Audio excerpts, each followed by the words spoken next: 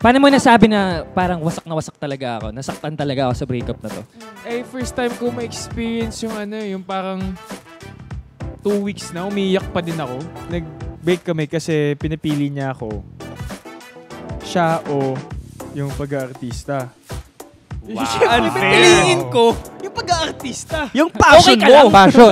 Passion. So, ang tanong, nagkaroon na ba kayo ng rebound? Kumbaga, yung guy na yun, rebound ko rin siya, pero hindi ko alam na ako din pala, rebound din ako. So, anong ginagawa niyo pag ganun? Na nauna na move on yung ex niyo, tapos kayo parang in love pa kayo, nakikita niyo yung ex niyo with someone, or the other way around? 30 days to form a habit. So, to remove your ex, you will definitely, kailangan mo more than 30 days, more than a month. So, siguro kaya nabuo yung konsepto ng...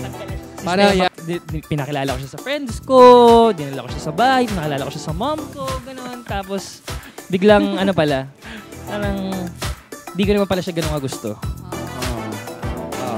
Kasi at that time, kinailangan ko lang din talaga ng kasama.